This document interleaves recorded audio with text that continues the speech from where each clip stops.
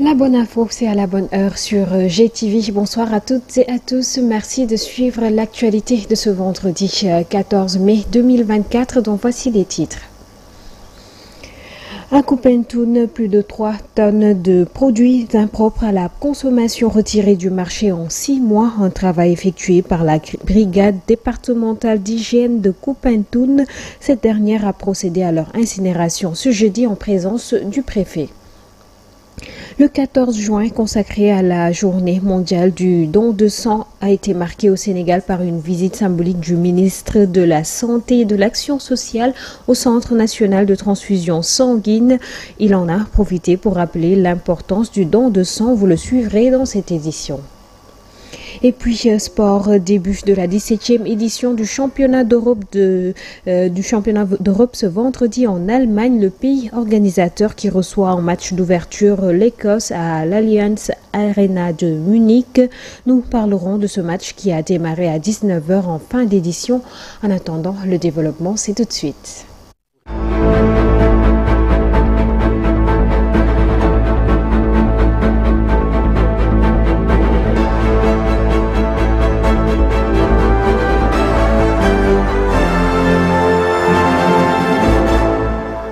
Merci de choisir la GTV pour vous informer. Je vous l'annonçais en titre, en l'espace de 6 mois, la brigade départementale d'hygiène de Koupentoun a retiré du marché plus de 3 tonnes de produits impropres à la consommation.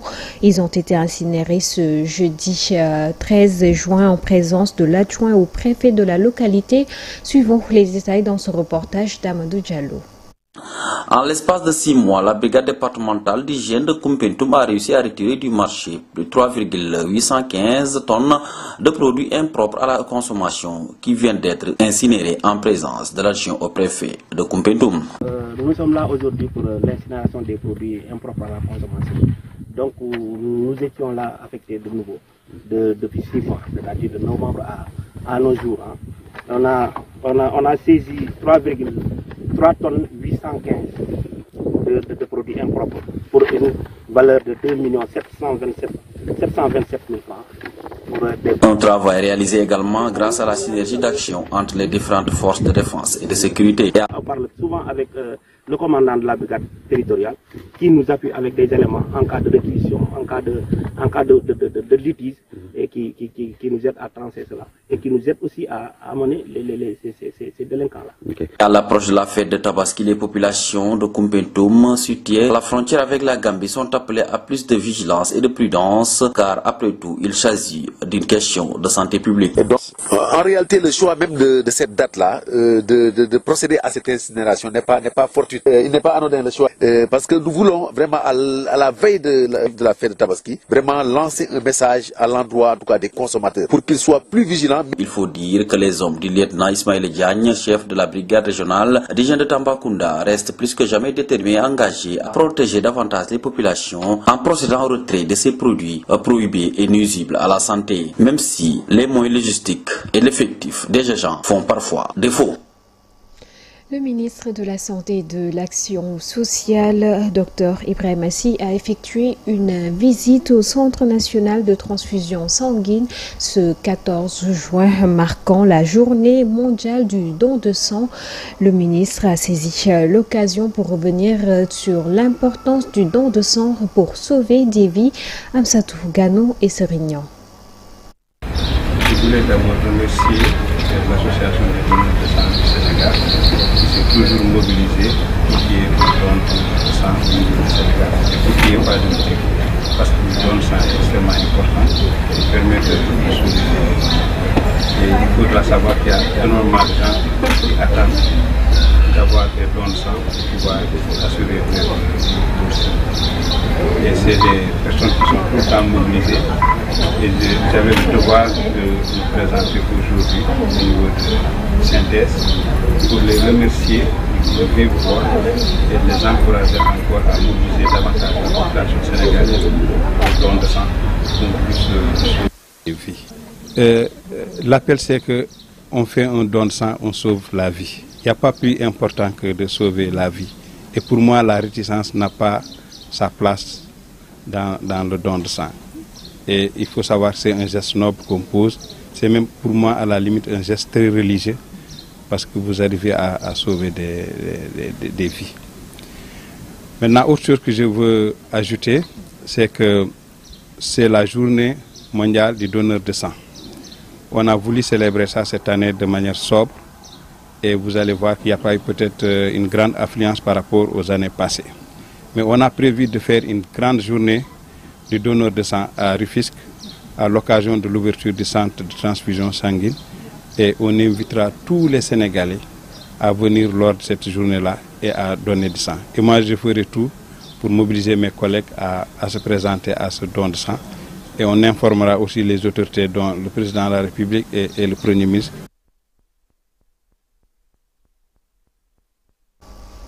Dans le cadre de la promotion de l'économie sociale et solidaire et de l'inclusion financière, le ministre de la microfinance et de l'économie sociale et solidaire, Alioune Dione, a effectué une visite auprès des institutions de microfinance ce jeudi. Après la visite, le ministre est revenu sur l'importance de ces institutions financières pour le bien-être des familles avec des accès aux services financiers et comment il compte collaborer avec eux pour bien dérouler la politique sociale de l'État.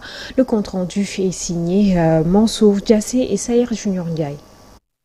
Le ministre de la microfinance était en visite de courtoisie dans les structures de finances publiques ce jeudi 13 avril 2024 dans les locaux de PAMECAS Sicap Baobab et le réseau IMSEC de Anne-Maris. La tutelle a demandé aux autorités de PAMECAS d'éviter de faire le crédit à des personnes sachant au préalable qu'elles ne vont pas rembourser. Accorder une importance capitale dans l'identification des projets qui sont en conformité avec le contenu du projet, la nouvelle approche de développement endogène, de développement souverainiste. Que mes portes sont grandement ouvertes pour une collaboration franche et loyale avec votre institution dans le but d'accélérer la marche du Sénégal pour... À UMSEC, le ministre demande plus d'implication de ces structures dans la production solidaire et dans la souveraineté alimentaire prônée par le gouvernement.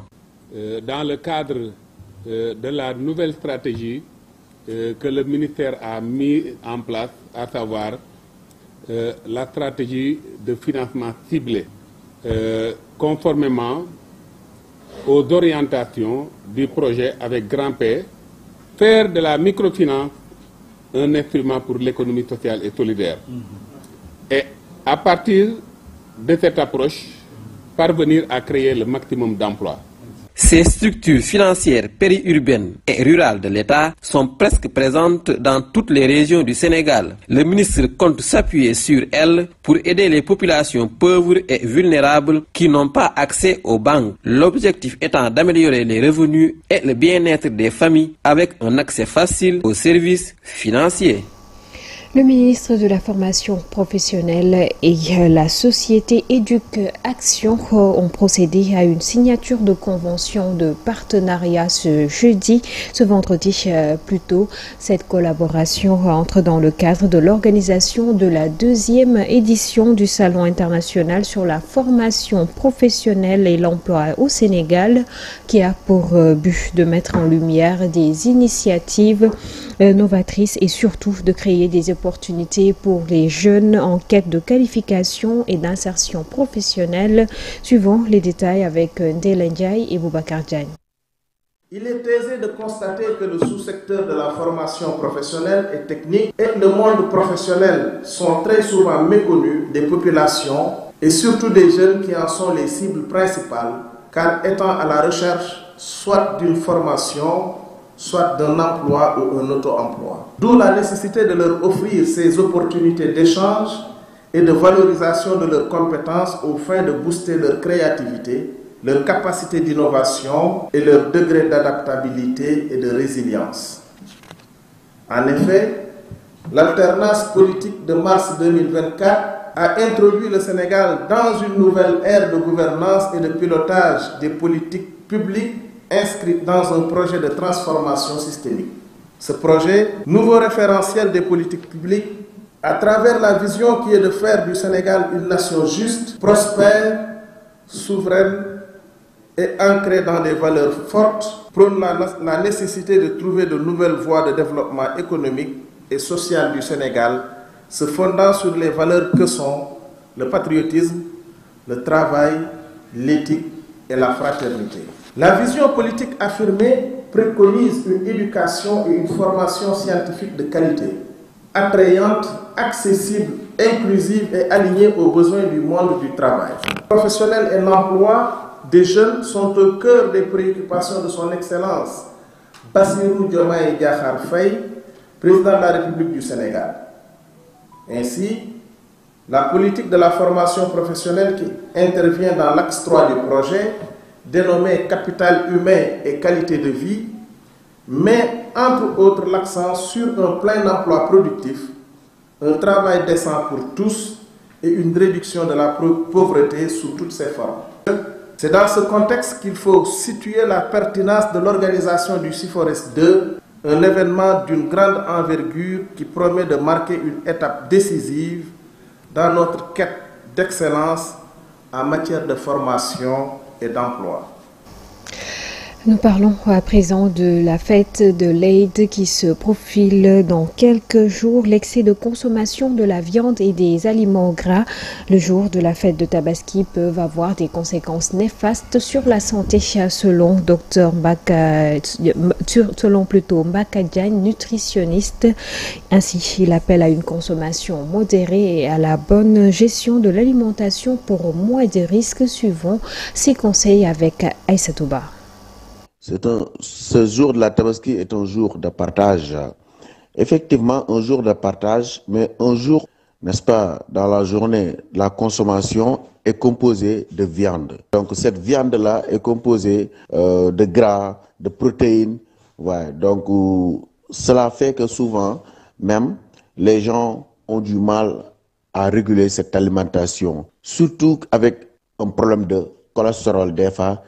Excès de cholestérol, je dirais même, des problèmes cardiovasculaires qui sont affectés, et qui ont des difficultés à être en bonne santé à cause de la consommation excessive de cette viande. Là, ce qui est recommandé médicalement, donc je dirais même dans le cadre de la santé, ce qui est recommandé, c'est de réguler, d'avoir une bonne gestion alimentaire à ce jour, en tenant compte donc du cholestérol qui peut créer des plaques de graisse au niveau des vaisseaux sanguins, et cela devient donc compliqué si le sang n'arrive pas au niveau du cœur, ce qui fait qu'on défend des personnes souffrent de palpitations, des personnes souffrent de problèmes cardiaques, donc d'insuffisance rénale, ouais, des problèmes ainsi de suite même qui atteignent le cerveau. Donc, raison pour laquelle donc nous leur disons de prendre du thé, même surtout du thé, après avoir mangé de cette viande, après une bonne consommation de cette viande-là, donc qui est une viande le plus souvent rouge. À l'international, en Mauritanie, la campagne pour la présidentielle du 29 juin prochain a débuté dans la nuit du 13 au 14 juin. L'occasion pour les 7 candidats en lice, dont le président sortant Mohamed Ould Ghazouani, de se lancer dans une série de meetings jusqu'au 27 juin, date de la fin de la campagne électorale. Les détails avec Aïssatou Ba. Comme dans tous les pays, la campagne électorale pour l'élection présidentielle du 29 juin 2024 en Mauritanie a officiellement commencé ce 14 juin à minuit. 6 candidats affronteront l'actuel président Mohamed Ould Ghazouani qui brigue un second mandat. Parmi eux, les militants des droits humains Biram Dah Abed, Hamadi Ould Sid El Mokhtar, le candidat du parti islamiste du Tawassoul, première formation d'opposition, ou encore l'avocat et député de la coalition Groupe du Front républicain pour l'unité et la démocratie. Eldihid Mohammaden. Certains candidats étaient en meeting, à l'instar du chef de l'État sortant. C'est au milieu d'un stade plein à craquer que l'actuel président Mohamed Ould Ghazouani a tenu le premier de sa campagne. À l'occasion de mesurer sa popularité après que son parti a obtenu une écrasante majorité lors des dernières législatives. Tous les candidats ont lancé leur campagne à Nouakchott, sauf Biram Dar Abed qui a tenu son meeting d'ouverture dans la commune de Kaïdi. Les candidats ont 14 jours pour convaincre la population mauritanienne. La campagne électorale sera clôturée le 27 juin, juste 2 jours avant les scrutins. Et puis, sport dans cette édition, l'Euro 2024 a démarré ce vendredi en Allemagne. L'Allemagne, triple vainqueur de cette compétition, accueille donc cette 17e édition qui mettra aux prises 24 équipes réparties en 6 groupes. Pour la 3e fois donc de l'histoire, l'Euro de football se jouera à 24 équipes et non pas à 16 comme c'était le cas jusqu'en 2012. Le pays hôte qui reçoit donc présentement l'Écosse en match d'ouverture à l'Allianz Arena de Munich. La Mannschaft qui semble pour le moment bien entamer sa compétition puisqu'elle mène l'équipe au tartan 3-0 à la 54e minute de jeu. Le match donc qui se poursuit au programme de ce week-end. Demain, samedi à 13h, Hongrie-Suisse, Espagne-Croatie à 16h et puis Italie-Albanie à 19h. Et puis pour le dimanche, Pologne-Pays-Bas, ce sera à 13h. Slovénie-Danemark à 16h et puis Serbie-Angleterre à 19h. Sport toujours, cette brève avec l'équipe, avec Eric Schell après un mauvais résultat contre Madagascar en qualification à la Coupe du Monde 2026. Eric Schell a été licencié de son poste de sélectionneur du Mali ce jeudi 13 juin. Nous revenons au Sénégal pour parler toujours de sport, mais de la Coupe du Sénégal. Mbour Petite Côte qui bat la Jeanne d'Arc au tir au but et se qualifie en finale. Mbour Petite Côte donc qui s'offre une place en finale de Coupe du Sénégal après cette victoire 4 buts tir au but à 3 ce jeudi en demi-finale face à la Jeanne d'Arc. Mbour Petite Côte donc affrontera en finale l'Académie Féru du foot en finale de la Coupe du Sénégal, l'Académie Féru du foot de Louga d'ailleurs, qui a éliminé le plus titré de cette compétition qui est le Jaraaf de Dakar. Et puis la Ligue 1, très rapidement, l'entraîneur Cherguey, champion du Sénégal en 2024, a démissionné de son poste. L'information a été donnée par le club Teungueth FC qui a souhaité bon vent et à son désormais ex-coach. C'est ce qui met un terme à cette édition du vendredi. La bonne heure reviendra ce week-end, mais pour ma part, je vous donne rendez-vous le lundi prochain. D'ici là, portez-vous bien et passez un très bon week-end en compagnie des programmes de GTV. Bonsoir et Juma Moubarak.